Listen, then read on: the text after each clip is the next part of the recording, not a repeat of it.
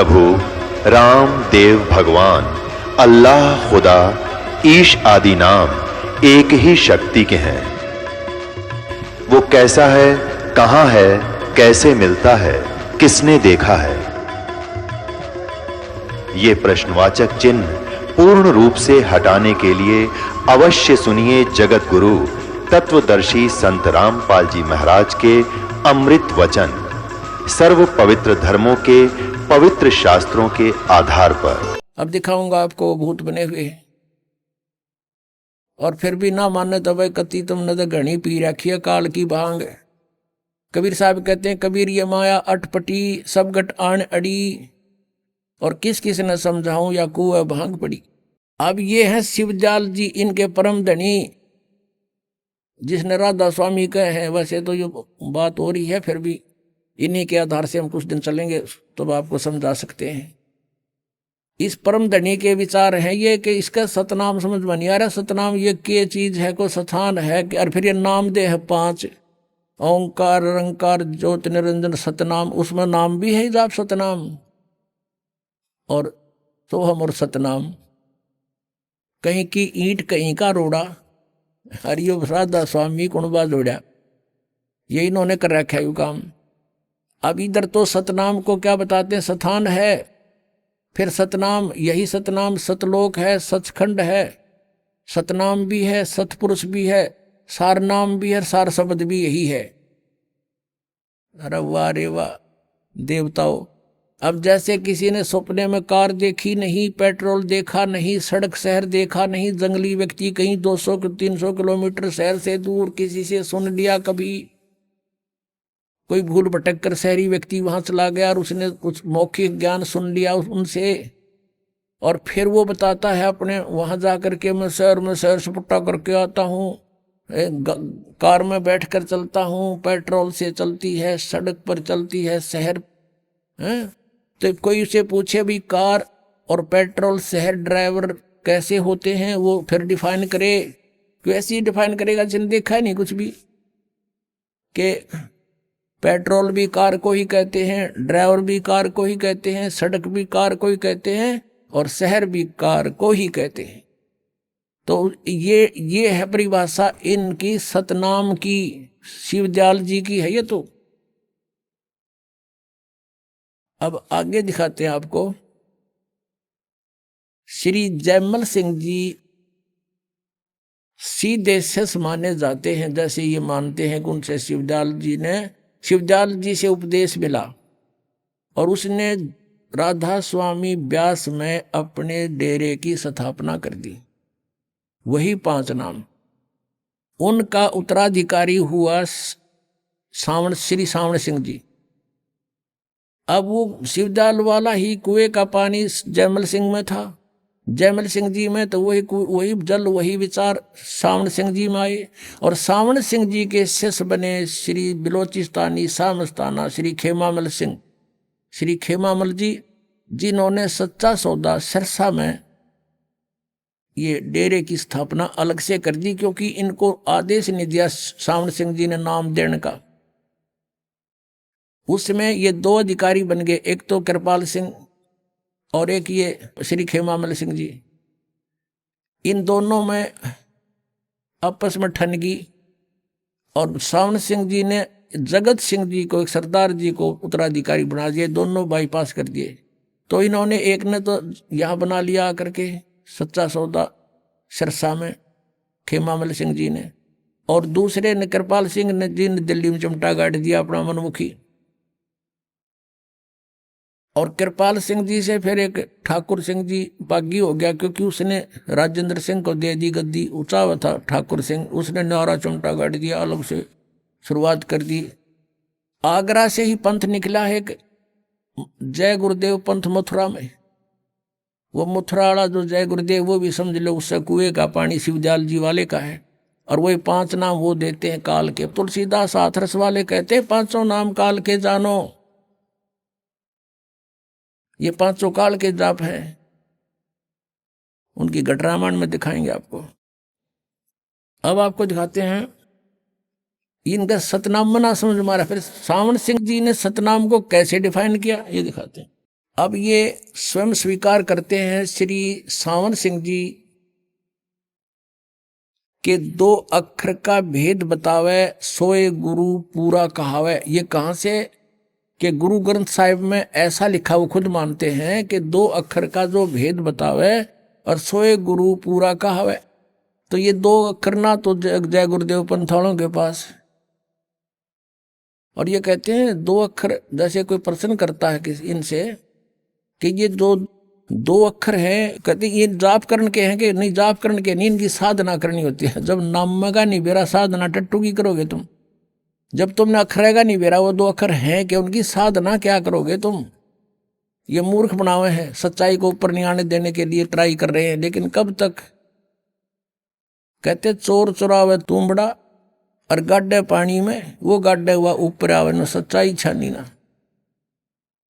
और गुरु ग्रंथ साहिब का जो प्रमाण ले रहे हैं बताते हैं, तो उसमें स्पष्ट किया है कि वो जाप करण का है और गुरु जी देवेगा वो 2 अक्षर के मंत्र। और वहां ये कहते हैं सतनाम हमारी जाति है, सतनाम मना समझ हमारे कहते ही। तो ये सतलोक कीत के जाएंगे जिनकी आज तक सतनाम में डिफाइन नहीं हो सका, इनको इनकी थ्योरी गलत है, तो वो सतलोक कैसे पहुंचेंगे। और वो प्रमाण देंगे आपके सामने।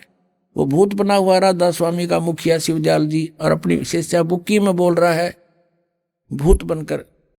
ये देखिएगा संत मत प्रकाश भाग 3, और इसके कौन है, ये है श्री सावन सिंह जी।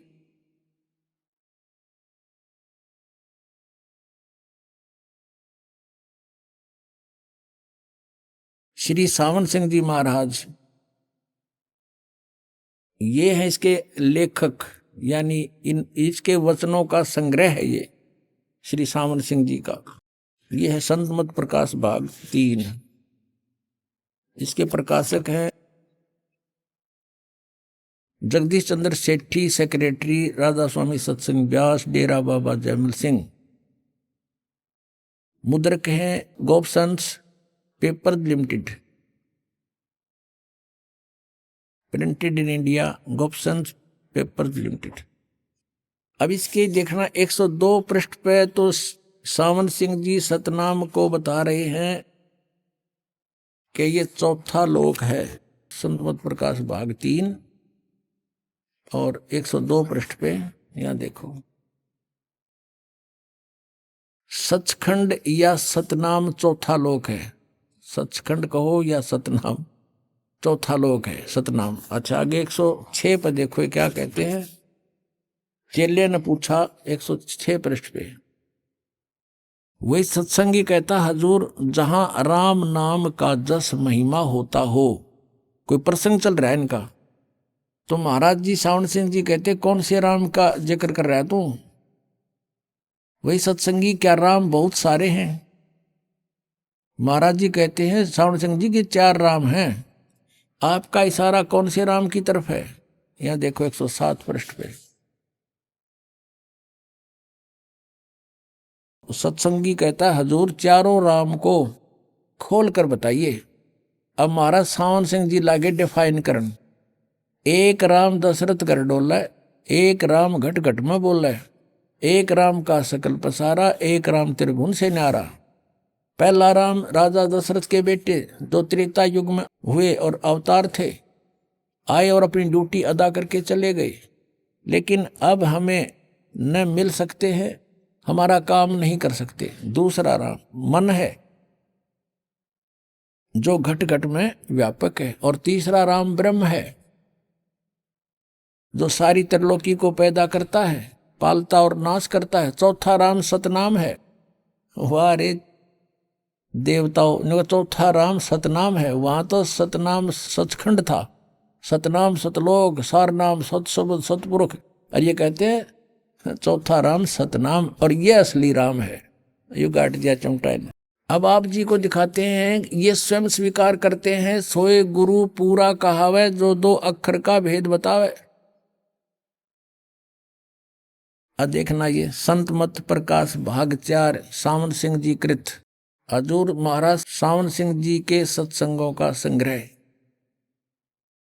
भाग 4 सत्संग व्यास। संत मत प्रकाश भाग महाराज सावन सिंह जी। प्रकाशक हैं सेवा सिंह, सेक्रेटरी राधा स्वामी सत्संग व्यास, डेरा बाबा अमर सिंह, जिला अमृतसर। मुद्रक हैं Sartaj printing press, Tanda road, Joshi state, Jalandhar. अब इसके 261 पृष्ठ पर चलते हैं। 261 पृष्ठ पे ये वही संत मत प्रकाश भाग 4। इस पे एक वाणी है शिवदयाल जी की, उसको खोलने चले हैं, उसका अनुवाद करने चले हैं सावन सिंह जी। अक्षर रूप निरखती चाली, छोड़ दिया अब देश बिगाना।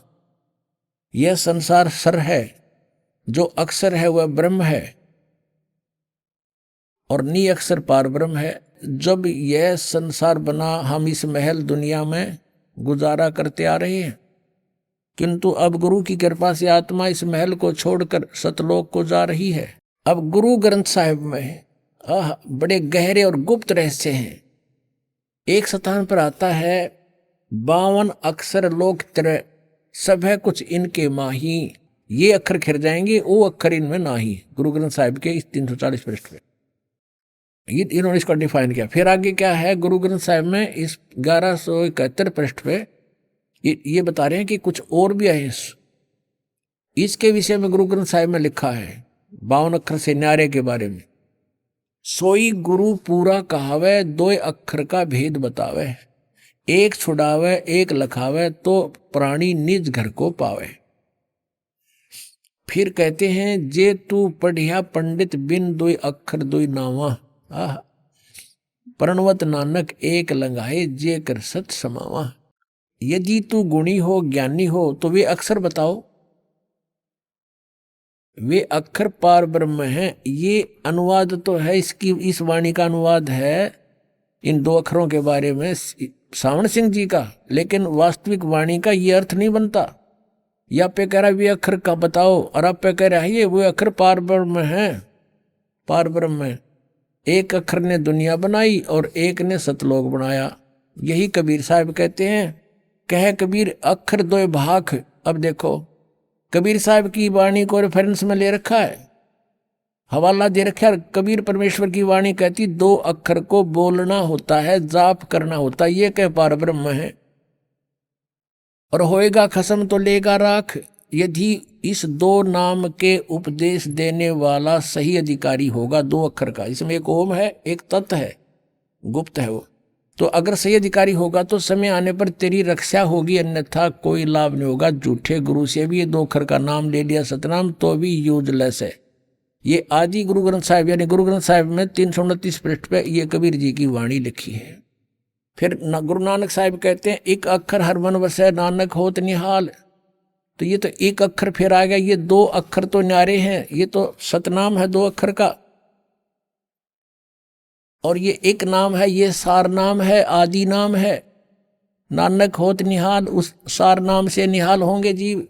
और देखो ये आगे इसके आसपास घूम रहे हैं कि सतनाम के। एक स्थान पर गुरु साहिब फिर कहते हैं वेद कतेब समृत सब शासत, इन पढ़ा मुक्त न होई। एक अक्षर जो गुरुमुख जापे, तिसकी निर्मल होई। ये आदि नाम भी गुरु से लेकर जाप करने का है। ये साधना करण का, वो कहते हैं वो नाम जाप करण के नहीं है, सुमन करण के नहीं है, वो तो उसकी साधना करनी। साधना टट्टू ही करोगे जो जाप पे गाना बेरा तुमने। एक अक्षर जो गुरुमुख जापे, गुरु का गुरुमुखी होकर गुरु का शेष होकर जाप करे, तिसकी निर्मल सोई। आदि गुरु ग्रंथ साहिब में इस पृष्ठ पर लिखे हैं 747 पर। देखो अब सावन सिंह जी डिफाइन करते हैं इन संतों की वाणी को। वह अक्षर आपके अंदर है ये, और पार ब्रह्म जाकर मिलेंगे, मेरे पास है भूत बने पास से मिल लेंगे। ये संत तो कह रहे हैं मुख से जाप करना है ये अक्षर दोनों, और एक भी वो सार नाम भी। यह धर्म हमारा धर्म नहीं, ये जात हमारी जात नहीं, ये देश हमारा देश नहीं, हमारा देश सचखंड है, हमारी जाति सतनाम। वारे महर्षियों सतलोक के वासी इवन होगा जाति सतनाम, इनका सतनाम मना समझ हमारा ये जाएंगे कहाँ। और फिर आगे क्या बता रहे हैं कि अंदर शब्द के दर्जे हैं ओम शब्द, सोहम शब्द और सत शब्द। ये सोहम शब्द परमात्मा कहते हैं। सोहम शब्द हम जग में लाए, किसी भी शास्त्र में ये सोहम शब्द नहीं है। ये जो अक्षर हैं, ये 2 अक्षर है, किसी भी शास्त्र में नहीं है। ये सोहम एक अक्षर तो ये है और दूसरा वो आदि नाम है। कहते ये दोनों किसी किताब में नहीं मिलेंगे। ओम तो मिलेगा, तो ओम और सोहम शब्द और फिर सत शब्द गीता जी में ओम तत्सत इति निर्देश ब्रह्मण त्रिवेद समर्थ है। तो इन्होंने जहां से भी जो कुछ मिल गया उसका अपना अज्ञान बना दिया, ज्ञान को भी समाप्त कर दिया। आत्मा दर्जे के अनुसार अपने असली मकसद भाव असली देश को जा रही है। अपने आत्माओं जिनका ज्ञान ही जीरो है, जिनकी थ्योरी ही बेसलेस है, निराधार है, तो उनका प्रैक्टिकल क्या होगा? इससे अंडरस्टूड है कि ये यूजलेस जाप हैं, 500 नाम काल के हैं। ये देखें घट रामायण तुलसी साहेब हाथरस वाले की भाग 1 वेलविडियर प्रिंटिंग प्रेस इलाहाबाद से भाग 1 है ये, और ये है घट रामायण भाग 1 सतगुरु तुलसी साहेब हाथरस वाले की रची हुई 2 प्रमाणिक में छपा हुआ है। अब इसके 27 पृष्ठ पर आप देखेंगे तुलसी साहेब जी के ही ज्ञान को आगे और अड़ंगा बनाकर शिवदयाल जी ने आगे समाज में पेश कर दिया। ये है 27 पृष्ठ, पिंड अंड का भेद। अंतर गुफा तहां चल जाऊं और जहां साहेब के दर्शन पाऊं, 500 नाम जीव जब भाखा, और 6वां नाम गुप्त कर रखा। ये 5 नाम पर गाटा जोड़े, 6ठा नाम तो ना बताए, no कहते गुप्त है वो। और 500 नाम काल के जानो, तब दानी मन शंका आनो। निर्गुण निराकार निर्वाणी धर्मराय ये 5 बखानी। जीव नाम निज कह विचारी, जान बूझ दानी झक मारी। आगे देखो, कह जीव दृगदानी भाई, हम चल जाए नाम चितलाई। दानी दान चुकाओ आई, जब ये बाट निमन तुम पाई। कही कर अंश कहाँ तुम जाई, बात आपनी कहो बुझाई। कह जीव सतलोक निवासा, मैं चल जाऊं पुरुष के पासा। दानी कह दूर है भाई, अगम पंथ कैसे निभ जाई। कौन नाम मार्ग जो को जाई, कौन नाम से उभरे आई। इतना भेद कहो समझावा, बाट जीव जब घर की पावा। अब जीव वचन, दानी सुनो विधि बात हमारी, हम चले जाऊं पुरुष दरबारी। सुरत नृत ले लोक सिधाऊं, आदि नाम ले काल गिराऊं। और सतनाम ले जीव उबारी, अस चल जाऊं पुरुष दरबारी। अब ये सतनाम और ये आदि नाम ये अलग है। ये 2 अक्षर का नाम है, एक इसमें ओम है, एक गुप्त है, दास बताओगा। ये सतनाम 2 अक्षर का है और ये आदि नाम ये सार नाम है। इन तीनों का जाप करना है। इस सतनाम का भी 2 अक्षर का और आदि नाम का भी जाप ही करना है। जैसे आपने गुरु ग्रंथ साहब में पढ़ा कि एक नाम गुरुमुख जापे नानक होत निहाल, ये भी जाप करने का है। ये कहते हैं ना साधना करने का है, जाप करने का नहीं है। और ये राधा स्वामी पंथ, धन धन सतगुरु पंथ, ये एक ही कुएं का पानी है। जय गुरुदेव पंथ मथुरा वाला एक पुस्तक है, सचखंड की सड़क है। और ये प्रकाशित है सच्चा सौदा सिरसा से, सतनाम सिंह जी जो गद्दी के दूसरे अधिकारी हो उनके कर कमलों से। और ये भी वो कुएं का पानी आपको दिखाते हैं, थोड़ा सा फेरबदल कर दिया, समझ गए खींचे तो ये देखिएगा सचखंड की सड़क। अब नाम तय पुस्तक का, ओए होए, ऐसा है जैसे बस मेटल रोड है, इस पर चढ़े गए सतलोक में और इसमें कख भी कोनी। देखो इस पुस्तक के नाम ने तो सुनका आदमी कटका मर जा, भाई बेला भगवान बस तड़के। पहला भाग है दासन दास हजूर महाराज सतनाम सिंह जी, डेरा सच्चा सौदा सिरसा हरियाणा से छपी है। ये वही है, धन धन सतगुरु तेरा ही आसरा। पहला भाग है। ये मुद्रक है इंद्रसेन प्रबंधक, परमार्थ उपदेश प्रिंटिंग प्रेस, डेरा सच्चा सौदा, सतनाम सा सतनाम सिंह जी मार्ग सिरसा हरियाणा। फोन नंबर इतने। इनके 226 पृष्ठ पे आपको ले चलते हैं। ये है 226 पृष्ठ, सचखंड की सड़क। और ये अलख नामी आया रे देश छोड़ के जी छोड़ के। इसका आगे देखियो, इसका अनुवाद करते समय इन्होंने यहां लिखा है अलख नामी आया रे, सारे देश छोड़ के जी छोड़ के। त्रिलोकी स्थूल सूक्ष्म और कारण युद्ध त्रिलोकी है इनका, तक की सारी रचना काल निरंजन ने की है। संतों का देश सचखंड या सतलोक है और वही सतपुरुष या आदि पुरुष का स्थान है। इसको कहे सतपुरुष या आदि पुरुष का वही स्थान है और वह अजर अमर अविनाशी है और एक सदा एक रस है। वहाँ चैतन्यता ही चैतन्यता है और प्रकाश ही प्रकाश है। वहाँ कोई भगवान है नहीं वास्तव में। नीचे पिंड तक की कुल रचना का आदि और अंत वही है और उसी को सतलोक को। अब ये जो है ना संतों का देश सतलोक है, सचखंड या सतलोक है और उसको भगवान पुरुष का स्थान है। यहाँ तक तो ये ठीक बोल गए कि सुन ली होगी, 5-6 दिन ढंग से लिख दिया। उसी को सतलोक को, सचखंड को, उसी को सतनाम सत शब्द और सार शब्द कहते हैं। वाह रे वाह, एक कुएं की भांग है सारी। कहते हैं ये सतलोक है, संतों का देश सचखंड या सतलोक है और वही सतपुरुष आदि पुरुष का स्थान है और उस वो अजर अमर है, चेतनता ही चेतनता है, प्रकाश ही प्रकाश है, वहां कुछ भी नहीं है। और उसी को, इस सतलोक को सतनाम सतनाम सत शब्द और सार शब्द कहा जाता है। अब आपको पता लग गया ये एक का कुएं का पानी है जय गुरुदेव पंथ। ये सच्चा सौदा धन सतगुरु सिरसा और जगमाल वाली, और ये गंगुआ के अंदर 600 मस्ताना ये भी वहीं से निकला हुआ है। और ये कृपाल सिंह जी का मिशन है जो दिल्ली में, और साथ में वो जो जयमल सिंह जी ने चलाया ब्यास से, आगरा से, सब एक ही कुएं का पानी है और यही जल है उनके पास, यही ज्ञान है जो आपको बताया जा रहा है। अब ये कहते हैं कि सतलोक में प्रकाश ही प्रकाश है, नूर ही नूर है, वह सतपुरुष नहीं है। और आत्मा जब उसमें पहुंच जाती है तो ऐसे मिल जाती है जैसे बूंद समुद्र में, यानी जैसे डूब का मरना होता है। तो पुण्यात्मा पहले तो ये इंटरेस्ट किसी का हो नहीं कि उसमें जाकर मरा डूब के, उसमें एक रस हो जावे।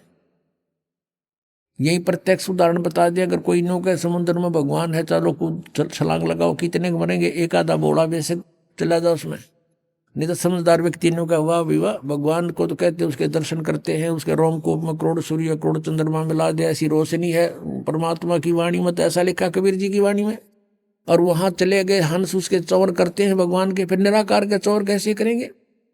और फिर ये बताते हैं कि एक समय सामण सिंह जी ने कथा सुना रखी है कि एक इंद्रमती नाम की रानी थी और कबीर साहब के समय में हुई। वैसे तो इन्हें पता ही नहीं कहेगा वो कब हुई थी, कब परमात्मा आए थे, फिर भी इन्होंने जैसा जोड़ जुगाड़ करके ज्ञान दिया वो ज्ञान समझते हैं।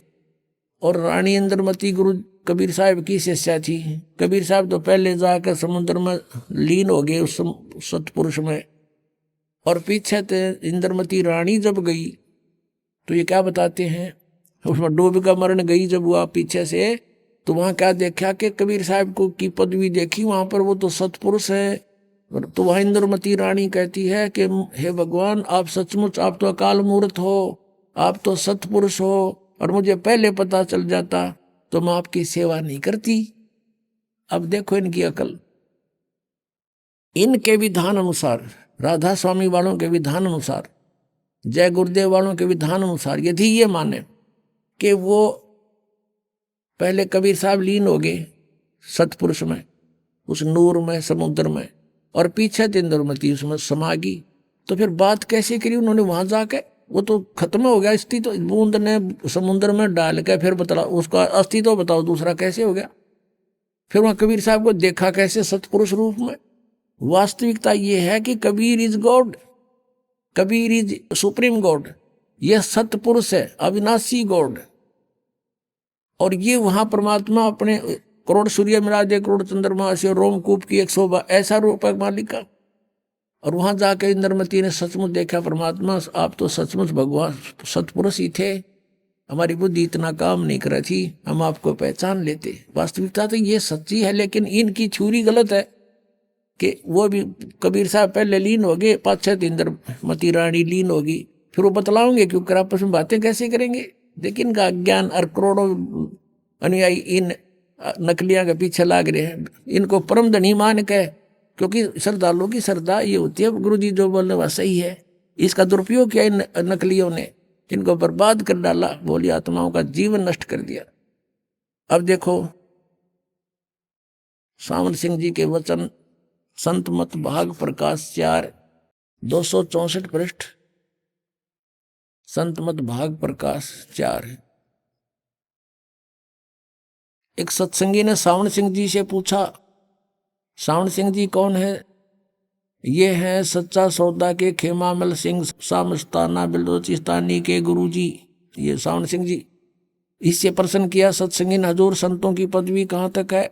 महाराज जी सावन सिंह जी उत्तर देते, हमारे इतनी बुद्धि और अकल नहीं कि हम संतों की पदवी को समझ सके। फिर भी सुनो, रानी इंदुमती कबीर साहब के समय में हुई थी। पहले कबीर साहब मालिक में जाकर विलीन हुए, देखना, फिर रानी हुई। जब रानी ने सचखंड में जाकर कबीर साहब की पदवी देखी तो कहने लगी, महाराज यदि आप पहले ही बता देते कि मैं ही अकाल पुरुष हूं तो मैं भजन सुमन कर कर के व्यर्थ परेशान ना होती। कबीर साहब ने उत्तर दिया, तुमको उस समय विश्वास नहीं आना था। अब इसमें विवेचन करते हैं पुण्यात्माओं। इन राधा स्वामी पंथ के अज्ञानी संतों की तो सोच है, विचार है कि सतपुरुष वहां नहीं है, निराकार है और केवल नूर ही नूर है, प्रकाश ही प्रकाश है। और उनने अपने सिद्धांत अनुसार सच्चाई को अज्ञान बना करके कैसे पेश करना चाहा है, लेकिन फिर भी छुपी नहीं। कहते हैं चोर चुरावे तुमड़ी और गड्ढे पानी में, वो गड्ढे वो ऊपर आवे, नो सच्चाई छनी ना। अब विचार करो इनके विधान अनुसार। ये कहते हैं पहले कबीर साहब जाकर मालिक में विलीन हो गए, बूंद गिर गई समुद्र में, खत्म हो जाती तो। और फिर कहते पीछे तो रानी जाके विलीन होगी उसी में, दोनों हो गए एक रस। फिर वो बातें किस टाइम की? कबीर साहब को देखा कैसे उसने? वहां कुछ अस्तित्व है नहीं तो देखा कैसे? सच्चाई तो यही है कि सचमुच कबीर साहब वहां परमात्मा स्वरूप सतपुरुष रूप में ये खुद ही मालिक हैं। जैसे स्वामी रामानंद जी ने कहा, दोहू ठोड़ है एक तू और भया एक से दो, और गरीबदास हम कारणे आए हो तुम मगजो। ये स्वयं भी कहते हैं कबीर परमेश्वर, हम ही अलखला है कुतुब गोस और पीर, गरीबदास खालक धनी हमारा नाम कबीर। ए स्वामी सृष्टा में और सृष्टि हमारे तीर, दास गरीब अधर बसू। कबीर साहब कहते हैं अधर रहूं ऊपर और मेरा नाम कबीर। और ये अज्ञानी कह रहे हैं कि कबीर साहब पहले लीन हो गए, 5-6 दिन इंद्रमती होगी, फिर बातें किस कैसे करी उन्हें? अरे कुछ तो दिमाग पर जोर दो। चलो वो पहले वाले तो गए बाढ़ में, अब तो तुम तो बचो, शेष जो फंस रहे हैं उनके नकलियों गए, पीछा छुटाओ और अपना कल्याण कराओ। ये बार बार समय नहीं मिलता। अब एक तो यहाँ प्रमाण दे रखे उन्होंने, और दिखाते हैं 189 पृष्ठ पे इसी के संत मत प्रकाश भाग 4 के 189 पृष्ठ पे देखो। अब सावन सिंह जी उत्तर दे रहे हैं, इसी तरह रानी इंदुमती थी, जब उसको कबीर साहब सचखंड ले गए तो उसने वहां जाकर देखा कि कबीर साहब ही सतपुरुष हैं।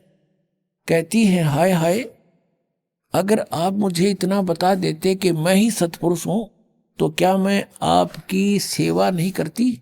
कहते हैं तुझे विश्वास नहीं आता, अब तू यहां आ गई है, तेरी मर्जी कह ले। अब ये सच्चाई है, ये तो वार्ता सही एज इट इज है। इंद्रमती और कबीर जी की उनके इंद्रमती वाली कथा में लिखी, ये तो सही है, ये तो उन्होंने ले ली सही कि कबीर इज गॉड सचमुच। और वहां इनकी अपनी अज्ञान थ्योरी को सिद्ध करना भी चाहा साथ में इस कथा के साथ। 264 पृष्ठ पे इसी संत मत भाग 4 के, उसमें इन्होंने कोशिश की है ये बताने की कि पहले कबीर साहब लीन हो गए और पाछे तो फिर इंदुमती जाकर उसमें समुद्र में बूंद की तरह समा गई, और फिर वो बातें कर रहे हैं। अरे कर्महीनो, अरे ज्ञानहीनो। परमात्मा कबीर जी कहते हैं मोती मुक्ता दर्शत नाही, ये जग है सब अंदरे। दिखत के तो नैन चश्म इनके, फिरा मोतिया बंदरे।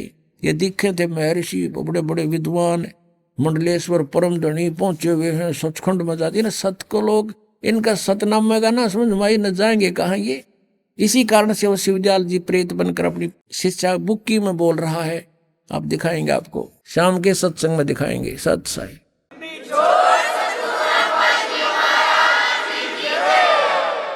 परम पिता परमात्मा पूर्ण ब्रह्म, सारी सृष्टि के रचनहार, कुल मालिक कबीर परमेश्वर जी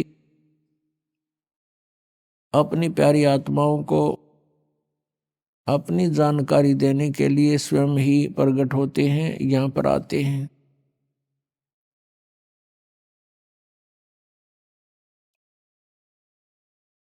वो परमात्मा हमें अपने निज घर जाने का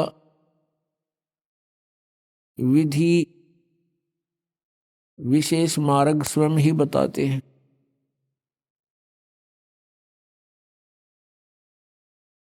परमात्मा ने अध्यात्म ज्ञान को स्वयं ही यहाँ आकर के बताया है। कबीर देव जी ने, उन्होंने बताया कि सबसे पहले आप जी का गुरु होना चाहिए, गुरु भी अधिकारी हो, पूर्ण गुरु हो,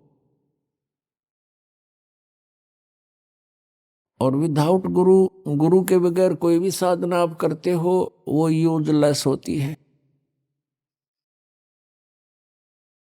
गुरु बिन माला फेरते, गुरु बिन देते दान, गुरु बिन दोनों निष्फल हैं, चाहे पूछो वेद पुराण।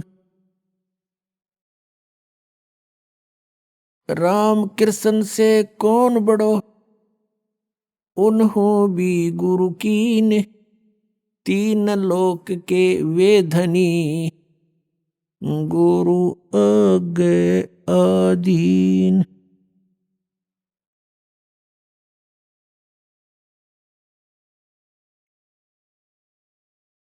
कबीर गर्भ योगेश्वर गुरु बिना, लाग्या हर की सेव, कहे कबीर बैकुंठ से, वो फेर दिया सुख देव। राजा जनक गुरु किए, फिर कीनी हर की सेव, कहे कबीर बैकुंठ में, चले गए सुखदेव। गुरु गोविंद दोनों खड़े, काके लागू पाए, बलिहारी गुरु अपना, जिन गोविंद दियो मिलाए।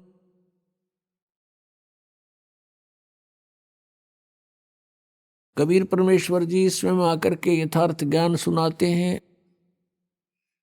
वो बता रहे हैं कि गुरु के बिना यदि तुम साधना भी करते हो, आपकी यूजलेस है, आपको इसका बहुत भयंकर पाप लगेगा, आपका जीवन व्यर्थ हो जाएगा।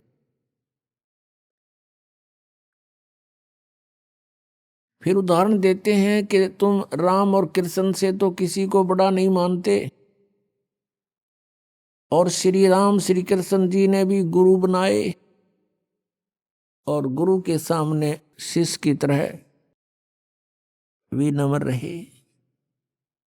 राम कृष्ण से कौन बड़ो, उन्हों भी गुरु कीन, और तीन लोग के वे धनी, गुरु आगे आधीन।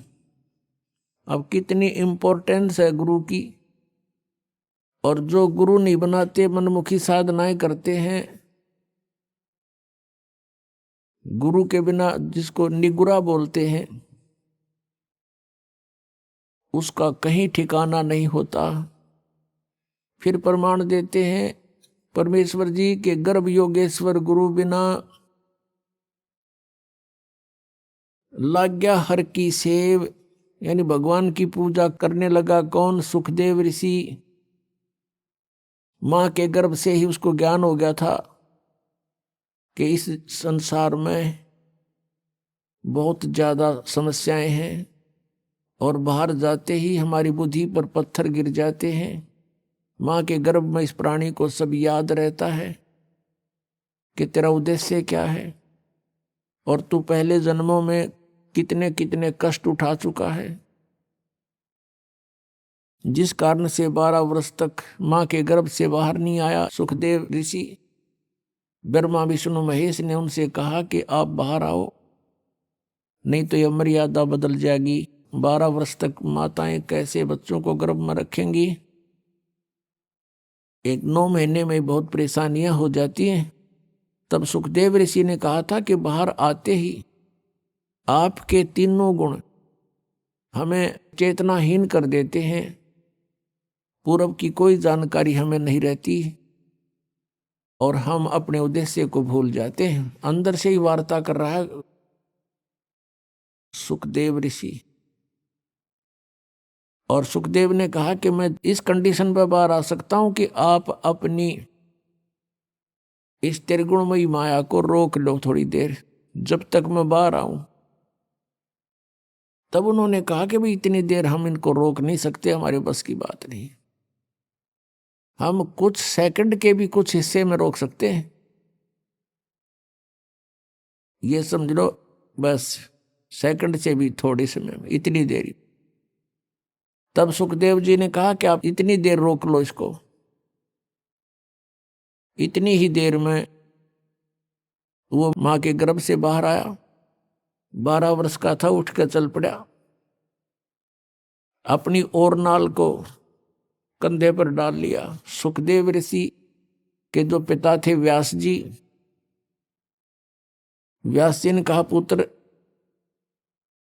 तेरी मैंने 12 वर्ष तक इंतजार की है, कम से कम दर्शन तो दिखा। तब सुखदेव ऋषि ने कहा, ऋषि जी अब मैं इस ज्ञान से परिचित हो चुका हूं, या कोई किसी का पिता पुत्र नहीं है, ये तो संस्कार उलझे पड़े हमारे, और ना जाने कितनी बार आप मेरे बाप बन लिए, ना जाने कितनी बार मैं तेरा बाप बन लिया। अब के मैं अपना पीछा छुड़वाऊंगा, भक्ति करूंगा और इस संसार से मुक्ति पाऊंगा। यूं कहकर आकाश में उड़ गया। पिछले बैटरी चार्ज थी, पिछले जन्मों के सिद्धियां उसके पास थी। कहने का भाव ये है कि वो सुखदेव ऋषि फिर अपने आप उस सिद्धि प्राप्त से, हल्दी की गांठ से पंसारी बन गया। पिछले जन्म की उसकी भक्ति की शक्ति कमाई थी, जिस कारण से वो आकाश में उड़ जाता था, इंद्र के लोक में चला जाता था। वहां के ऋषि महर्षि, वहां के देव उसका बहुत सत्कार करते थे। एक दिन इसी भ्रम में सुखदेव ऋषि विष्णु जी के लोक में चला गया। एक स्वर्ग होता है प्रत्येक लोक में, रेस्टोरेंट जिसको कहते हैं, और स्वर्ग के अंदर उस रेस्टोरेंट में उसी व्यक्ति को अलाउड होता है जिसका कोई मान्यता प्राप्त गुरु हो। बिना गुरु के व्यक्ति को स्वर्ग में स्थान नहीं। जब सुखदेव ऋषि उस होटल में प्रवेश करने लगा, रेस्टोरेंट में, पहरेदारों ने मना कर दिया कि आपका गुरु कौन है ऋषि जी?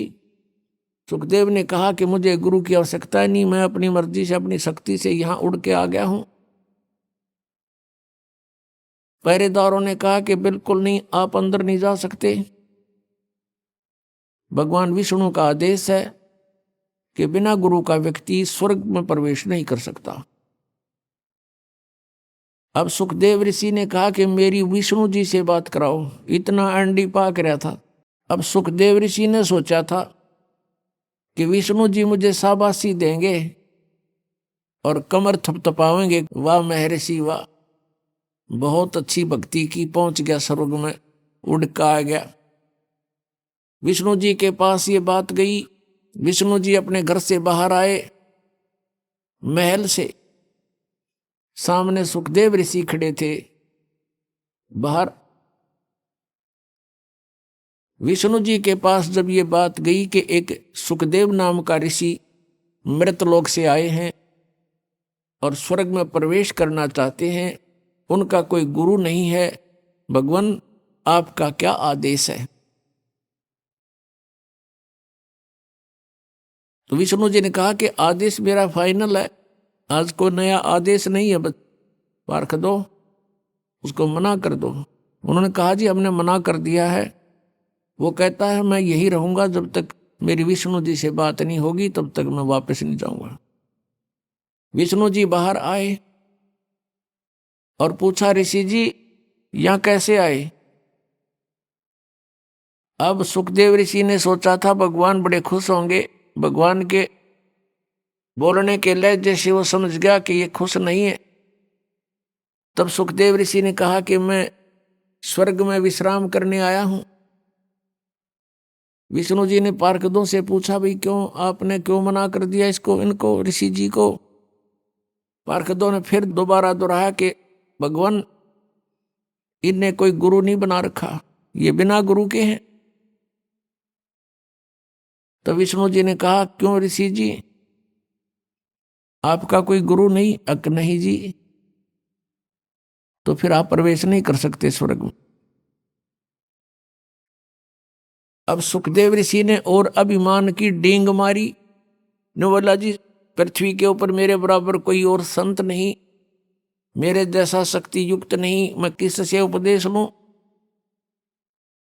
तो भगवान विष्णु ने कहा कि सुखदेव यह भी तेरी कमजोरी है, ये भी तेरी कमजोरी है, तेरे अंदर अभिमान बोल रहा है, जिस कारण से भी तू भक्ति के योग्य प्राणी नहीं है। आप जाइए राजा जनक से उपदेश लीजिए। राजा जनक गृहस्थी, उसके कई रानियां थी और सुखदेव ऋषि बाल ब्रह्मचारी। अब उसने न्यू कह करके कि आप जाइए और राजा जनक से उपदेश लीजिए, फिर साधना कीजिए, उस भक्ति की शक्ति से यहां आइए। यूं कहकर भगवान विष्णु तो अपने महल में रिटर्न करके वापस चले गए। अब सुखदेव ऋषि ने सोचा भाई बड़ी बात हुई है, तो राजा जनक गृहस्थी भाई और कैसे शीश निभाऊं जाई।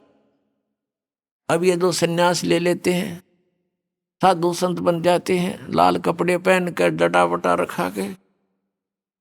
ये अपने आप को सुपीरियर मानते हैं और आम जनता गृहस्थियों को ये हे समझते हैं। इनकी इतनी बुद्धि खराब हो जाती है और ये इनकी अपनी सोच है। पिछला इतिहास देख लो, जिन भी महापुरुषों ने परमात्मा पाया और जिनके आज गुण गाए जाते हैं, वो सभी गृहस्थी थे, बाल बच्चेदार थे।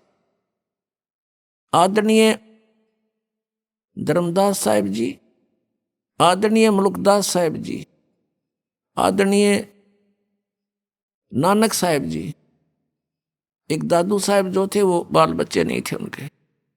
आदरणीय गीसादास साहिब जी, आदरणीय गरीबदास साहिब जी, गांव छुरानी, जिला झज्जर वाले।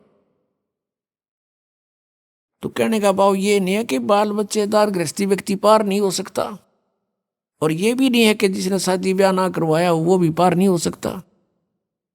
सत भक्ति करनी पड़ेगी, मर्यादा में रहना पड़ेगा, और तो दोनों ही पार हो सकते हैं। तो यह भूल थी सुखदेव के। अगले दिन वहां से वापस आ गया, फिर उसी स्वर्ग में गया, कोमन स्वर्ग जो इंद्र वाला है। वहां पहुंचा तो सुखदेव का मुख कुछ ढीला था, चेहरे पर पहले वाली शोभा रौनक नहीं थी। ऋषियों ने कारण पूछा वहां देवताओं ने कि ऋषि जी क्या बात है, आज तो कुछ मुंह लटका रखा आपने, आपको क्या टेंशन हो गई है? तब सुखदेव ऋषि ने कहा क्या क्या बताऊं, एक समस्या अड़गी। मैं भगवान विष्णु के लोक में गया था और वहां मुझे स्वर्ग में प्रवेश से मना कर दिया। इस बात को सुनकर अन्य जो ऋषिवर थे वहां बैठे थे देवता, वो कहने लगे सुखदेव बात बताओ। भगवान विष्णु तो बड़े प्रसन्न होते हैं साधु संतों को देख करके, कोई गलती गड़बड़ है वह बता। तब सुखदेव ने बताया कि उन्होंने इसलिए मना कर दिया कि मेरा गुरु नहीं था। तो जितने भी वहां बैठे थे उसके आसपास, जो पहले उसको बहुत अच्छा महात्मा मानने थे, सभी ने कहा कि सुखदेव हम तो तुझे बड़ा विचारवान व्यक्ति मानते थे और आज आप निगुरे फिर रहे हो, धिक्कार है तेरे जीवन को। और दूसरी बात, एक बात बता, जो भगवान ने भी तुझे कह दिया कि गुरु बना, अब अग्रम अग्रम कैसी रखे हुए तू। तब सुखदेव ऋषि ने कहा कि एक समस्या आ गई। भगवान विष्णु जी ने कहा कि राजा जनक से नाम ले ले, और कहते राजा जनक गृहस्थी भाई और कैसे शीश निवाऊं जाई। सुखदेव बोले वचन विवेका, हमने स्त्री का मुंह नहीं देखा। अब वो ऋषि कहने लगे भाई एक बात बता, जब भगवान विष्णु ने कह दिया तेरे तुम वहां नाम ले तू जाके, और फिर भी आप ऐसी बातें कर रहे हो। देखो बिना गुरु के आपके पिछले जो संस्कार हैं, आपकी भक्ति शक्ति है, ये कुछ दिन चलेगी, सदा नहीं रहेगी। और अगले जीवन में गधे की योनि में भी जा सकता है प्राणी। अब इतना सुनते ही उसका कलेजा हिल गया। और कुछ मेर भगवान की होती है विशेष तो। सुखदेव ऋषि को अपने पिछले जन्म की बातें याद आ गई।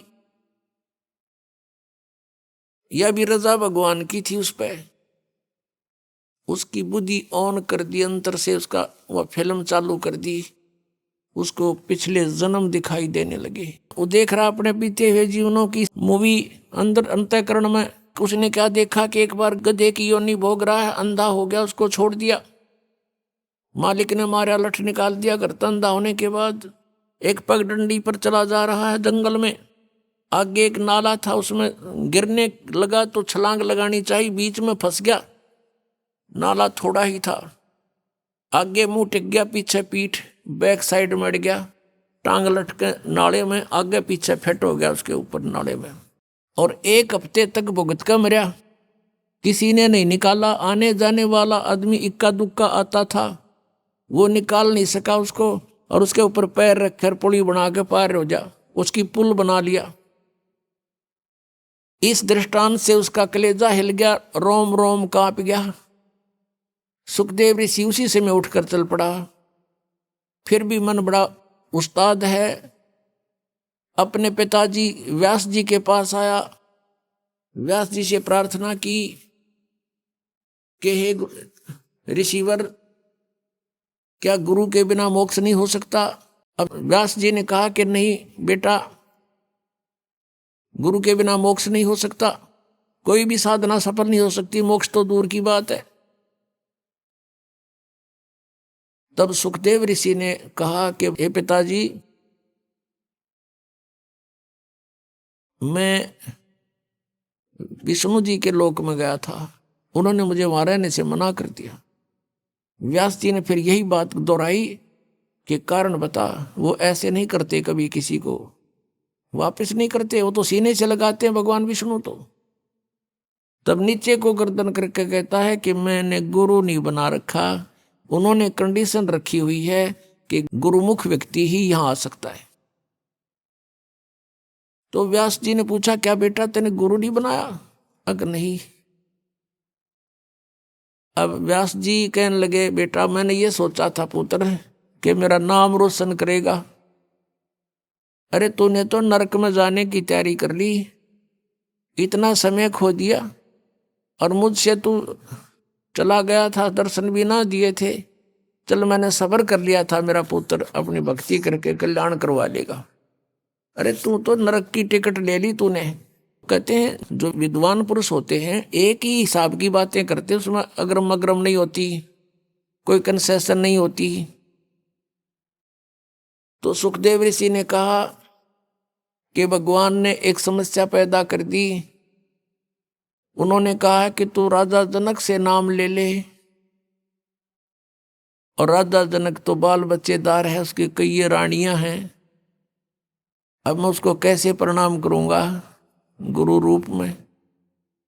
व्यास जी ने माथे का हाथ मारा, अरे भले आदमी, तेरा जन्म गृहस्थी तो होया, मैं गृहस्थी, मेरा बाप गृहस्थी, तेरे दादे परदादे सारे गृहस्थी, उनके बिना तेरा जन्म कहाँ से होता।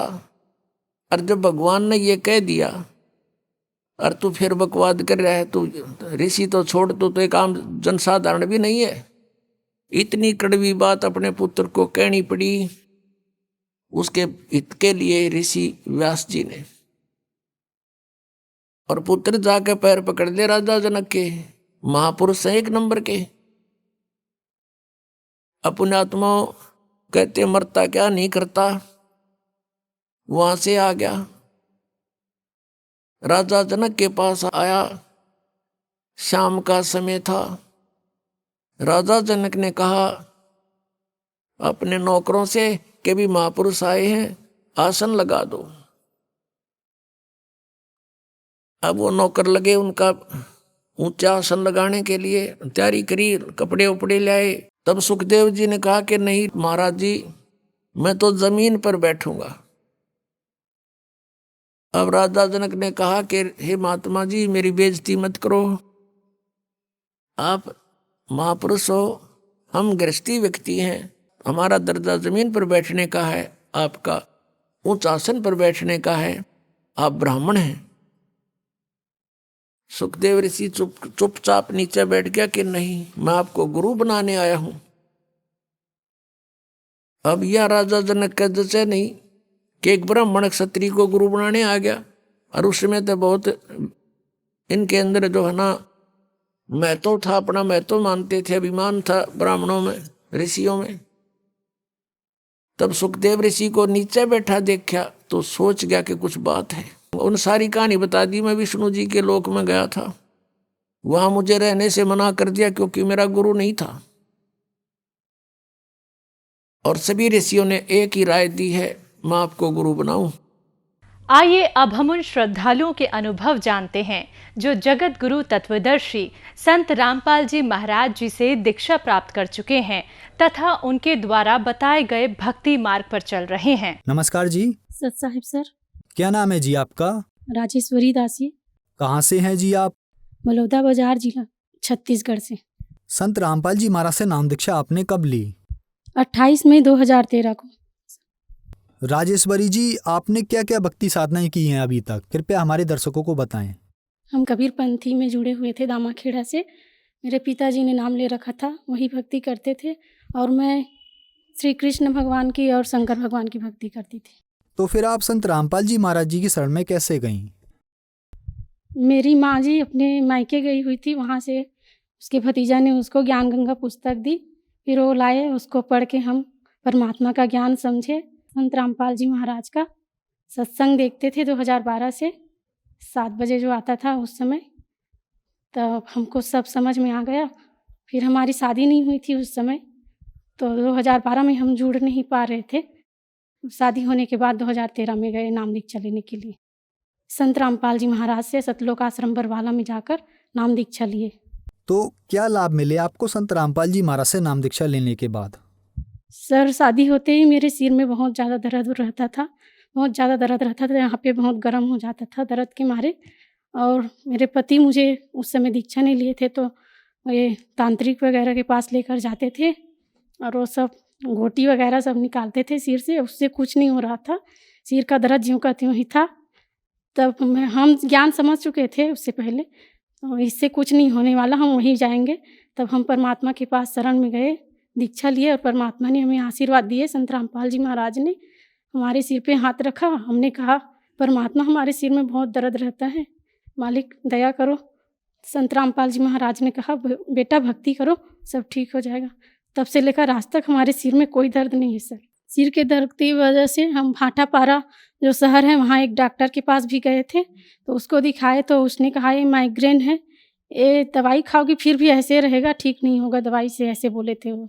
ज़िंदगी भर आपका दर्द ऐसे रहेगा, ये माइग्रेन है, ऐसे रहता है, ठीक नहीं होता। तब हम परमात्मा की शरण में गए, संत रामपाल जी महाराज जी के आशीर्वाद दिया मालिक ने, तब हमारा सिर का दर्द ठीक हुआ। और सर मेरे बच्चेदानी में सूजन हो गई थी, मेरे कमर में बहुत ज़्यादा दर्द रहता था।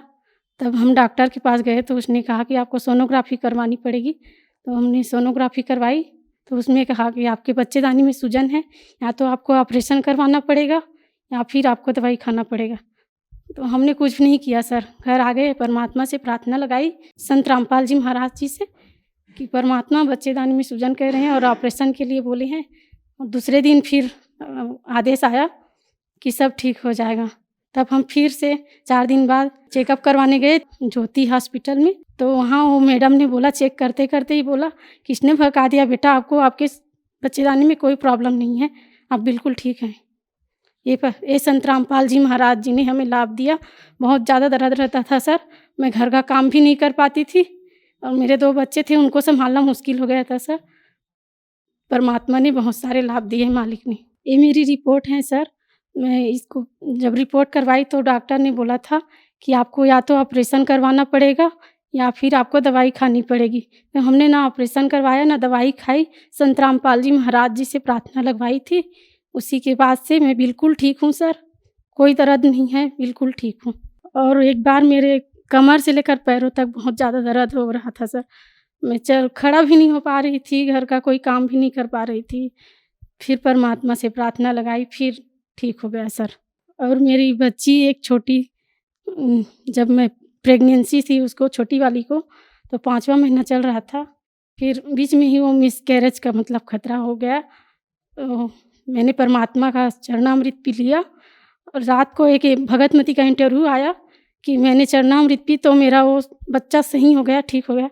तो मैंने भी ऐसे की तो तुरंत ही वो जो आया था वो बंद हो गया मालिक की दया से, संत रामपाल जी महाराज जी की दया से। और वो बच्ची 7वें महीने में जन्म ले ली और आज बहुत तंदुरुस्त हैं, 3 साल की हो चुकी है।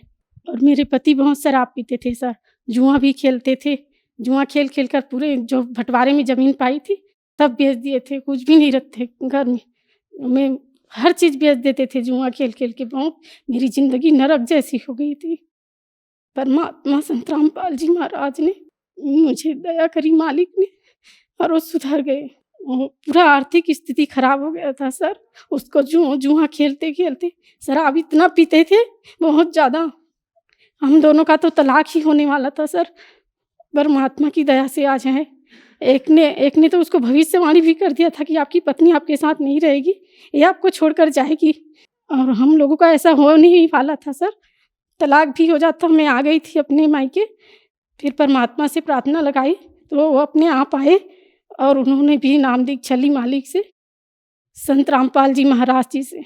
जैसे कि आपने बताया कि आपने संत रामपाल जी महाराज से नाम दीक्षा ली और आपको बहुत सारे लाभ मिले, तो जो दर्शक आज आपको टीवी पर देख रहे हैं और वो भी आपके जैसे ही लाभ लेना चाहते हैं, तो वो संत रामपाल जी महाराज से लाभ कैसे ले सकते हैं? परमात्मा संत रामपाल जी महाराज जी का सत्संग आज विभिन्न चैनलों में आता है, उसके नीचे पीली पट्टी चलती है, उसमें नंबर होता है, उस नंबर में आप फ़ोन लगाइए और परमात्मा से नाम दीक्षा लीजिए। धन्यवाद जी। साहिब।